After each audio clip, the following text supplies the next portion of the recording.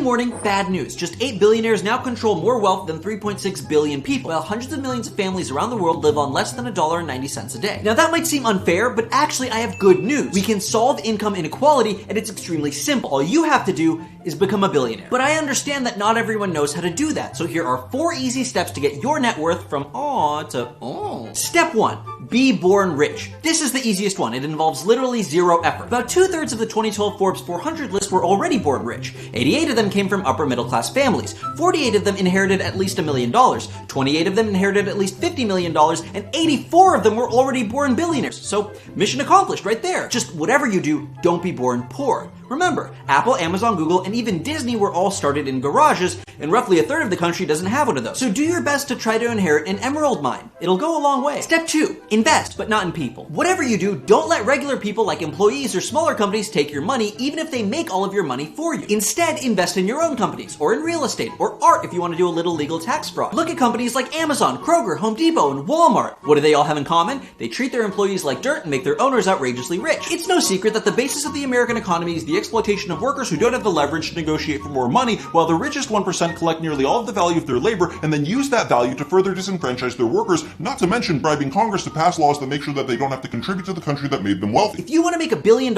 and keep it, you better not even think about using it to enrich anyone except you and your friends. The last 2 steps were good, but kind of boring. Here's one that's really fun. Gamble. Not with your own money, of course. That's risky. You could lose it. Instead, what you should do is take trillions of dollars of other people's money, pay them next to no interest, use it to invest in extremely unstable markets with high yields, and take all of the profits. Now, of course, normal people can't do this, but if you're a bank or an investment firm, it's totally legal and actually the basis of how financial services companies make most of their money, which grows the stock market that they own 90% of. Now, gambling isn't always a sure thing. That's what makes it so fun. So you might be asking, what happens if the very risky investments I made fail? Well, don't worry. It's not your money. And because there's so much money at stake, the government will always bail you out, no matter who's president. In fact, in 2008, the CEO of Lehman Brothers received $500 million right before the company filed for bankruptcy and the economy crashed. So what if everyone except you is thrown into a multi-generational financial crisis and millions of people lose their homes and jobs, completely removing the middle class's ability for any financial mobility while spiking the suicide rate? Just buy a mega yacht and crash it into the Caribbean. I promise you'll feel better. Step 4. Don't pay your taxes. Now, there's a few ways to do this. You can always hire an accounting firm to find ridiculous loopholes in the tax code, like writing off a private jet, or you can spend a little more money and bribe Congress into passing a ridiculous tax bill that puts the country and middle class deeply in debt and raises taxes on everyone else so that the only actual beneficiaries are the ultra wealthy. You can also just funnel your money out of the country by establishing shell companies that divert your billions into offshore tax havens. And good news, even if a team of journalists exposes trillions of dollars of fraud, tax evasion, and illegally bypassing international sanctions,